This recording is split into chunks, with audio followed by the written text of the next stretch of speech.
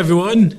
Good news. We didn't get cancelled, thanks to our last podcast, because we're still recording, and it's great to be back with everyone. And on this one, we're going back to more sensible topics, which is AI and digital marketing, something I've been wanting to talk about for a while since my 2024 predictions that I came out with my marketing trends back in January. But before we begin, as always, please, if you're listening, follow and subscribe. If you're watching YouTube, please click on the subscribe button. And if you are listening, get your mobile phone out, go into Instagram and TikTok and LinkedIn and follow Mr. Bobble Official. Much appreciated. So, AI in marketing. We're still here, James. We are still here. I've got a feeling that us talking about AI marketing might be more controversial than the last episode, because this is something everyone's got an opinion on, and it's still so kind of new. I mean, we've touched on it in some previous episodes, really, but it's so kind of new that I reckon there'll be people that are probably going to disagree more with some of the stuff we talk about in this episode than maybe in the last one. Probably. Let's start then with what do you mean when you talk about AI? What do you think of when you say AI? Honestly, I think of the film Artificial Intelligence with that kid who played the kid that was from... What was it? Not Sixth Sense. Yeah, no. You want to, was that a Will Smith film? No, back in the day. It had the guy who did Passion of the Christ, Mel Gibson. No, was it Mel Gibson? Oh, I don't know. No, the kid that says, "I see dead people." That's Sixth Sense, isn't it? Is that Sixth Sense? Yeah, it's that one. Bruce Willis. That's who it was. Right, yeah, okay. Bruce Willis. Movie logic. So when I really think of AI, if I'm going to be honest with you, I think of the kid that was in that film Artificial Intelligence. And he's here today. No, he's not. Imagine if we did reveal. But when I really think of AI, I think of... I've come up with this analogy. AI is all about moving from data insights to execution quicker. That's it. It's all about allowing you to free up your time to focus on the more important things, so you're not wasting your time on them menial, hard, time-consuming tasks. Improving process systems. I think of evolution. I think of where we're going in digital marketing and where we're going as humanity in terms of, how AI can help with, future diseases and improvements in clean water and supporting everything in the ecological system. So when I think of AI, I think revolutionary advancement. But I have a bet with my brother, because he thinks AI is going to lead to a situation like Terminator, whereas I think it's going to be the big pharma companies and it's going to be more like The Walking Dead. So we have a £1 million bet in terms of what happens first, Terminator or Walking Dead, and whoever loses pays the other person £1 million. At that point, it's going to be irrelevant, but it's still £1 million bet that's still alive. Wow.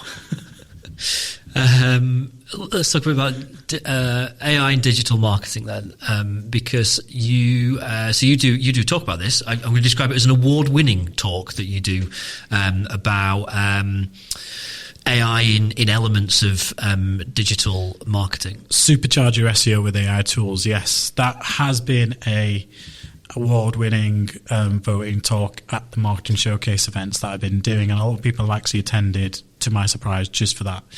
But that came about in 2023 when I was talking about why you're not ranking position 1 on Google. All the questions at the end was, well, what do you think of AI, and where does AI help with content and rankings? And I was like, right, everybody's on the AI SEO bandwagon. I need to do a talk. So at Leeds Digital Festival last year, we came out with Supercharge Your SEO with AI tools as a talk, which then explored the background of AI, what it is. And it was in that talk where I said, AI is all about moving from data insights to execution. Even in digital marketing, that's all it's all about. Whether you're doing SEO, paid search, paid social, the quicker you can act on data and insights, the quicker you can make your ads perform better. The quicker you have insights to how well your ads and campaigns and your organic rankings are performing in terms of what to do next, the quicker you can make changes, the quicker you can start seeing more tangible, measurable results. It's within marketing, it's the next step. And the agencies that don't use it will get left behind. The brands that do invest in it will. In that talk, I identified around about 150 different AI tools and how in the next 3 to 4 years the market's going to become saturated. We talked about this a few episodes ago in terms of Bobble Insights. I'm not going to repeat myself. Feel free to, watch, and learn about that. But we're investing into AI and creating our own AI tool.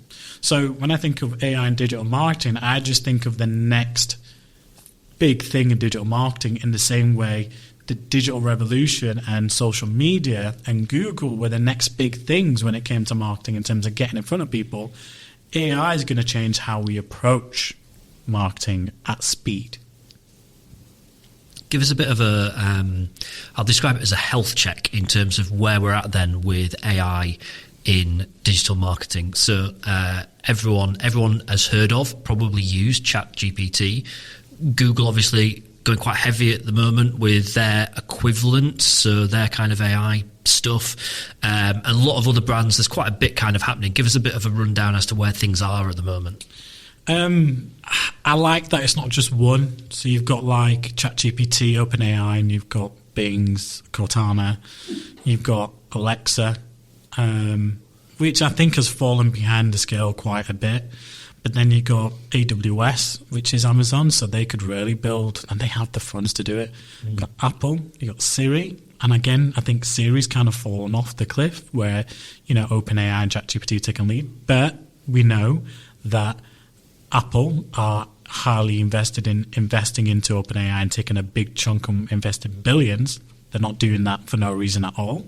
That will integrate into their Siri platform. Then Google, as you mentioned, Gemini. Now you're getting AI overviews. Actually, Molly sent me an image of how when we're talking about... Did you send it to me in Teams? Yeah. An AI overview that we achieved recently. We have an actual chat called Industry Updates, and there was actually an image that featured in there. So if you type in Black Friday unpaid social tips, it says maximize your paid social strategy for a successful Black Friday, and we're the AI overview for that. So when you type that in, it would literally comes up with our blog and article. So that's how AI is kind of like, and that's Google Gemini essentially. That's what it is, that AI overview. So there's not much you can do about it straight away, but there is some things that you can start playing with and practicing in terms of best practice. So in terms of health check, it's at the very, very fundamentals, early stages, but it's growing very, very, very, very quickly. We've touched on Bobble Insights already on this episode. We talked about it on a previous episode as well. And obviously AI forms a pretty big part of that. What inspired you to use AI within that platform, and why do you think it's so important that AI and data are kind of brought together? So that platform was never meant to be an AI platform. I want to make that very, very clear. That we started working on that product in 2022 to hit key pain points that customers had. If you're ever going to develop a product, and this is what AI, a lot of AI tools are there, is to focus on key pain points. There's a lot of AI products out there that are just useless, that have no real value, but they call themselves AI products. So they might have the .io at the end, and it doesn't really mean anything. As long as you're solving a clear problem or solution, and that's what Bobble Insights created. And that problem was threefold. Is the agency, us as a brand, doing the work that our clients paying us to do? Transparency of the work we're doing to our clients so they can see exactly that we are doing what we say we're doing. And finally, innovation. Are we coming up with next ideas and generation? Because businesses leave agencies for those three reasons. They don't really think the agency is doing the work they're paying them to do or getting value out of there. They're not getting any real transparent reporting or insights in terms of what they're doing and why they're doing it. And three, lack of innovation. So they might be working with them 12 months and the relationship might be good, but they're not coming up with any new ideas. What's next in the SEO field? That's why we have the podcast. That's why clients like our brand, is because we're always talking about the next thing and coming up with ideas. And when we're in meetings with them, we're talking about the next things we can do or coming up with ideas. That's what clients want. They don't want to sit still. They want to know that us as an agency are going somewhere. So when we announced it, it was all about giving that But as we were building that, and I started talking about AI, and AI came to the forefront, and I intend to now go on AI exhibitions to the US through government-funded trade shows to learn more. And my knowledge, I'm not an expert in AI, not by any means, but I probably know more than you, Josh, and Molly in this room because I've spent a lot of time reading up about it.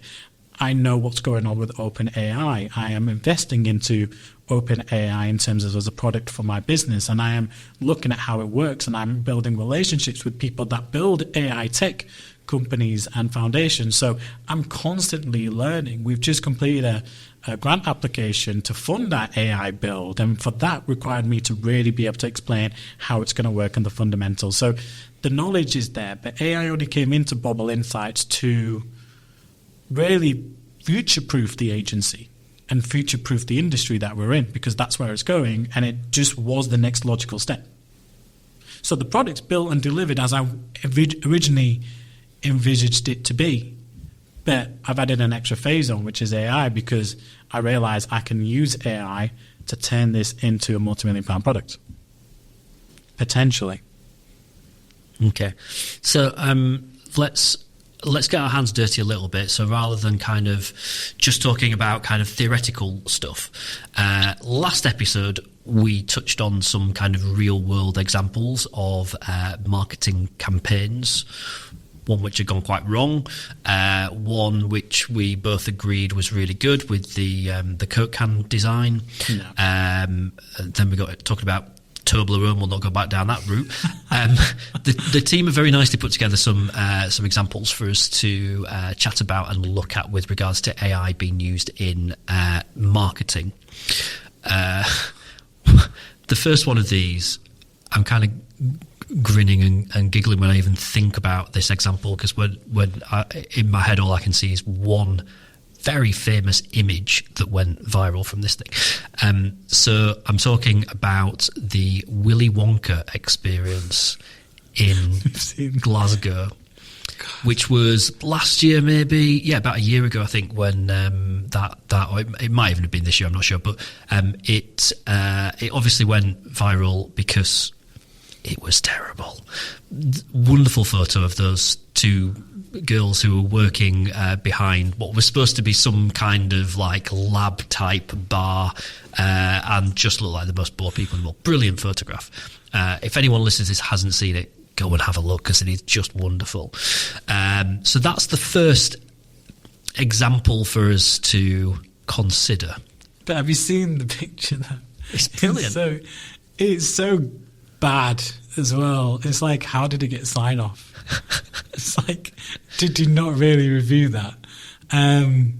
Yeah, I don't know what they were thinking. I mean, the AI elements were good, but it's like it says right here, it featured a few cheap props and one hungover Oompa Loompa as passwords. It's like, her facial expression just really captures it, doesn't it? A picture tells 1,000 words. Yes, and that one does. But wow, it's like, know your audience.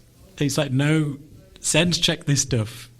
I talk about this in my talk, about the different SEO AI tools you can use. I'm like, but don't just take it at face value. You have to sense check everything it's telling you. That's why we're developing our own, and we're going to test it and sense check it to make sure it's picking up what we would expect it to pick up, but that just hasn't been checked by anyone. And that's what you see across a lot of these examples. It's funny though. I've just got that image. It's just like ingrained, like lasered onto my brain now. Just brilliant. I know you don't like talking about politics, but we're going to talk about AI in politics. Yeah. Specifically, Donald Trump. Yes, Donald Trump. He big into that election's heating up. My prediction is he'll win. Oh, it's so hard to call. And I called it in 2020. Was it 2020? No, he lost in 2020. In 2016, I called it. I said he'll win. And it's not because I'm predicted and I'm politically aware. I just know how people behave. And not to get political, but the Brexit was an FU to the government as a vote for most people. Like, go deal with this. And in that same year, he won his presidency, and I just called it. I should have put a cheeky bet on because he was at 16-1 at one point. Oh, God, I've put 100 quid down on that. I would have done quite well. But I'm not going to bet on it. But yeah, he's using AI, and it's quite obvious. But then again, so is Kamala as well. I just think authenticity is more important in that situation. So where is Donald Trump using AI? Some of his images, I think it was highlighted with the lack of African-American support that he had. And then there's just pictures that popped up around him that you could see had been edited, and AI was involved in that way. It's just around a group of female African-American people. I just don't think it's a legitimate. I think it called out for being not legitimate image. So it's like, you're in a political race, man. You can't take that kind of damage. And again, it's just think before you act in terms of implementation of AI. Sense check that that's correct.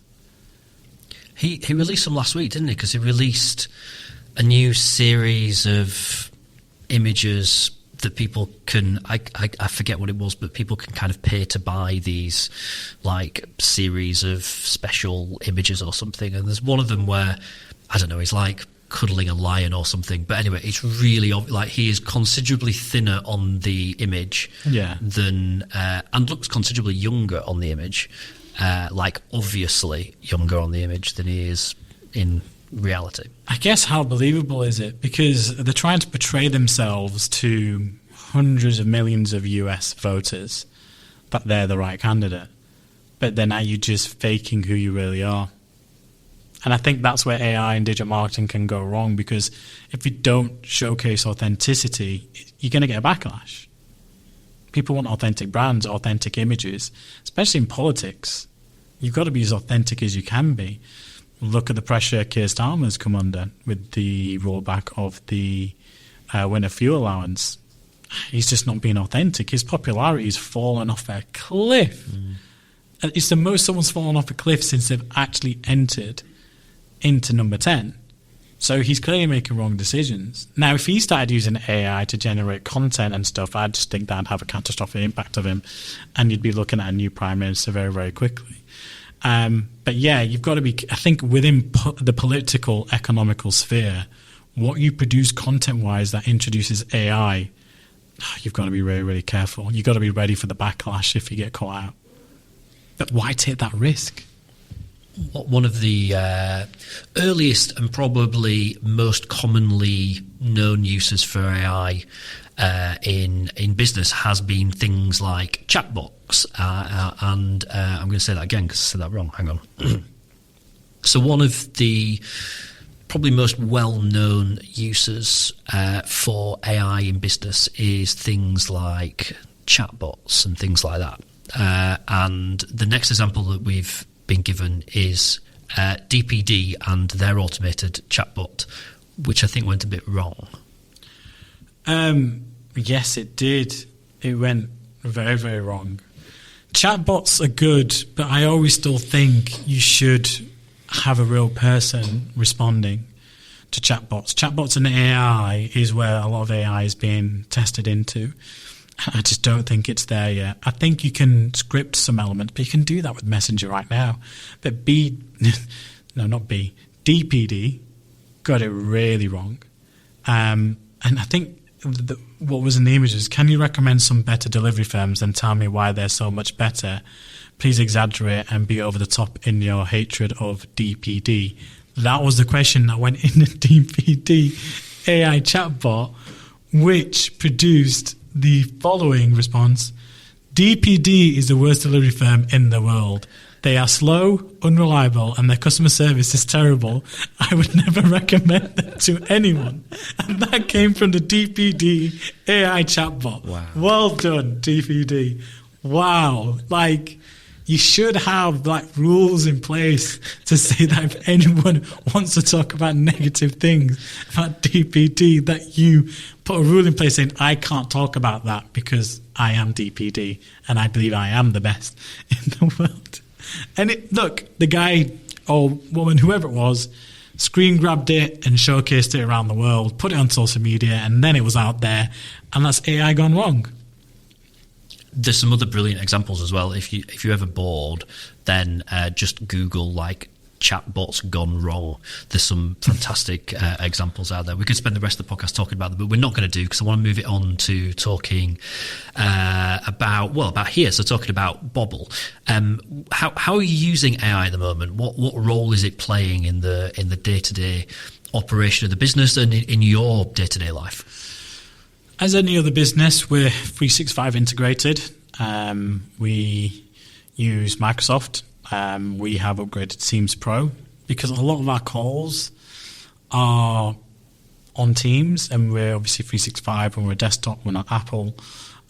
What we do and what we find is that with Teams Pro and with Copilot, which is a great feature, can auto-transcribe the conversations. So you don't have to waste money on other products and tools like Read.ai or Otter, which does the same thing, but you have to pay an extra subscription for it. We already pay for Microsoft Teams Pro. We get Copilot within that. Why don't you use the features of it? So it transcribes the whole conversation, sends it through, makes our digital account manager's life easier. It can then pick up key elements from that and schedule key meetings or tasks. So from a 30-minute conversation with a client, all the notes are transcribed. Instead of having to waste manual time to transcribe them, all the key deadlines are highlighted, so it saves time and resources. And that's what I was trying to say at the beginning of the podcast, is it's all about improving process systems, moving from data insights to execution quicker. The time it would take to write up all those notes and then send it off, etc., and then you might miss something out because you didn't hear it, means you can be 100% present in that meeting, not having to type away constantly. It's like if you're having a conversation with me right now, and this is a client meeting, but I'm having to, sorry, what did you say, mate? Say that again, James. Yeah. Oh, okay, so just to recap, because we have our notes, none of that. Let's get straight to it. Let's maximize that 30 minutes from the client, because they're busy, we're busy, and we want to get on with the work that we need to do. So there's a great example of how we're using it. Then obviously that gets integrated into the Bobble Insights platform, which I've created, which improves the process system. So it's tools that improve a process system. I was looking at a tool literally yesterday, Say Story, which I sent over to Molly to have a view.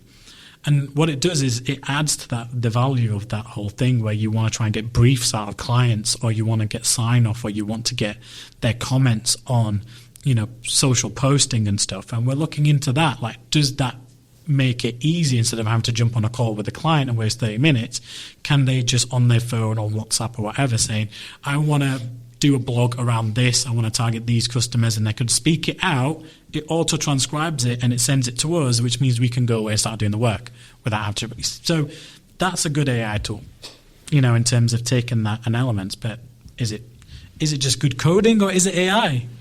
Because to me, and a person I'm going to shout out to is DC Callahan. I met DC Callahan at the Climb UK 24 event, which we were a sponsor of. And one of the biggest topics at that event was AI.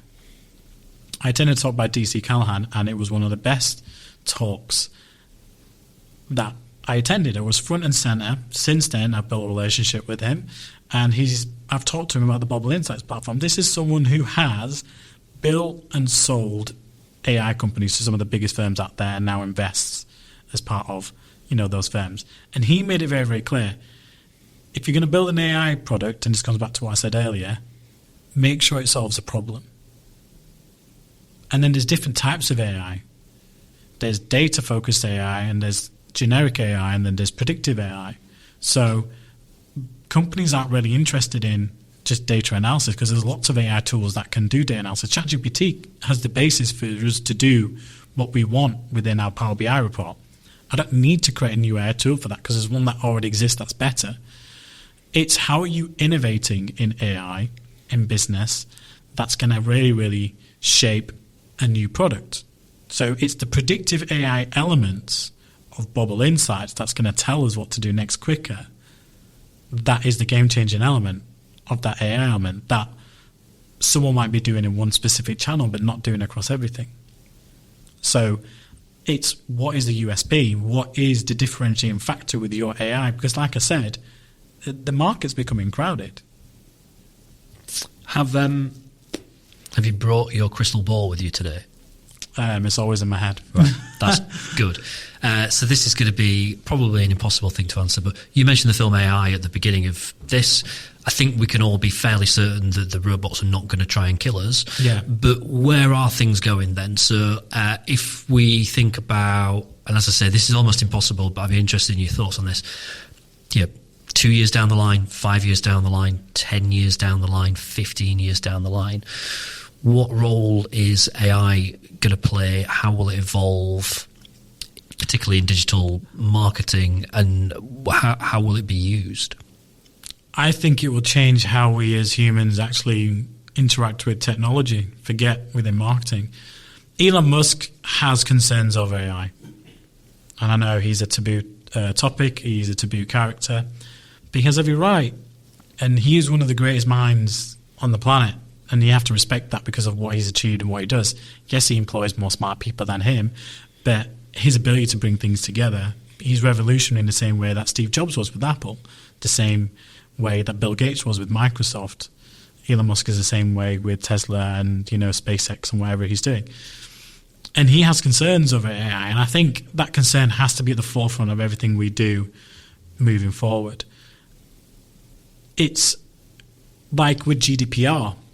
There wasn't enough about data usage, and we're so far gone in terms of data manipulation, in terms of how we use it within advertising, that you can't really scale it back. That rabbit's out of the hat. There's no putting that back in. So look at Cambridge Analytica and what happened with the Brexit campaign from a marketing perspective, and how they used and influenced people just based on data. Now, that wasn't AI. That was just advanced algorithms and data analysis that allowed them to create specific messaging to do that. AI will take that to the next level. So it will potentially have more control over your purchase decision-making and your influence within certain tools. Now, that can be used in a positive way and a negative way, which is why Elon Musk is concerned about it, because he can see all the negatives that come out of it. But if you focus on the positives and you go out with a strong mindset and a good heart, it will revolutionize technology to the point where, no offense, James, AI could replace you. And the idea isn't to replace you, but I could realistically use AI in 5 years' time to record a podcast, and the minute it's done, automatically create the snippets, automatically do the audio visual, automatically upload it there and then to social channels and Spotify and Apple Podcasts. That's where we're going. That's where AI, let's say in podcasting, is going, to the point where all it takes is for someone to build this tool and bring different elements together to say, the minute you sit in a room and create a podcast, within an hour, the snippets are created, your social media posts are already designed and clips put together with captions, with music and scheduled. It's already on your podcast channel, and there's a marketing campaign running in the background to promote and boost it around keywords and different elements. That's where AI could go in 5-10 years' time, and just in 5-10 years' time, which means time and money is saved. Resource is saved. So your role would adapt potentially in that scenario, where you go from podcasting to sense checking and monitoring and managing that whole process, making sure everything's right, highlighting the issues with clips that aren't right, because you can use AI within video right now. And if you look at some of our posts on Mr. Bobble Official, we use the TikTok caption generator for that. And that's just TikTok, a social media platform. But I still have to go in and edit it and take out all, because I say so many times. Maybe we should have a drinking competition for how many times I say for students. That, we have to take it out. And I like to have it as clear writing as opposed to every duplicate word, because you speak how you speak, really. And I will say a word twice, you will say it twice. But it's authentic. That's just who we are. But in the captions, I want it to be clear. So whoever's reading it, that might be, hearing impaired, that might rely on the captions. I don't want them to have ums and yous and duplicated words in there. You have to do it. So that's something we can do right now in a fraction of a second, that it auto transcribes and you can post it out. So that's where AI is going to now when I think about it. The possibilities are absolutely endless in terms of what you can do. Right. Well, that's me out of a job then, isn't it? I'm sorry, mate. I'm done. I'll go. That's fine. James going. He's done out of a job. Everyone say bye to James. Now we need an AI person to come in and a tool. We're done. But seriously, come back, James. Come on. But if you look at it, have you seen the film Ready Player One? I don't know if I've seen it. I'm aware of it. Great film, Ready Player One. My only regret is I never saw it in the cinema. That kind of shows you in terms of what you can do in terms of virtual reality and AI kind of combined. I am talking about virtuality now, but that is what could be created realistically in terms of from AI. These visual worlds, these visual creatives, these visual videos, these visual pieces of content. It's been implemented very badly, even by the big brands, as we've seen. But it's like I said, if we do a health check, we're at the beginning. You're going to find all these teething problems. But it will get to the point as technology and connectivity gets better and it learns, you have to feed it. It's like you can take a horse to water, but you still have to tell it this is where you're going to drink water now. So the more you feed it, it just needs time to learn and adapt. That's what's made ChatGPT and OpenAI more advanced than any other AI platform out there, because we are all actively engaging with the platform and feeding it information, knowledge, questions, and it's constantly learning. And that can sound scary, but that's the benefit of AI, is that it will get better in time. Okay.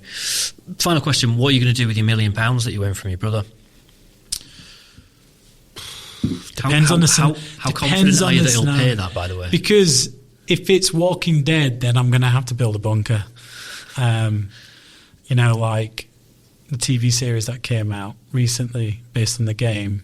Oh, what's it called? The Last of Us. Yeah, I'll do what that guy did, where he just turned his little village into elements. But buy loads of weapons, add some stuff to my big Ford truck Ranger to mow down zombies. We're going down a path. But yeah, I'd invest it wisely to protect myself and those around me. Fair. Good plan. Or buy a one-way ticket on SpaceX to the moon. Get off the planet. Safest bet. Yeah, seems fair. That's it. That's all I've got. So hopefully you found that one interesting. We did have a lot of pants in that one. I like that one.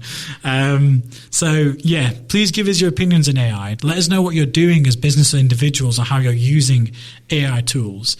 Again, we can follow up on this with your feedback in future podcasts. I'll be doing some polls on LinkedIn, so do follow me on LinkedIn. Don't forget to like, follow, subscribe if you're listening. And as always, don't forget to follow the Mr. Bobble official pages for these fun little snippets and little segments that we push out. So we will be taking a bit of a break from recording, but episodes will continue to come out weekly. We've got some interesting guests lined up in the next few episodes as well. So we look forward to having them talking about key digital marketing topics and just bringing you more educational content. So thank you very much, and we'll catch you in the next episode. And don't forget to go and look at the photos of the Willy Wonka experience in Glasgow. We'll leave a link. That's what we'll do.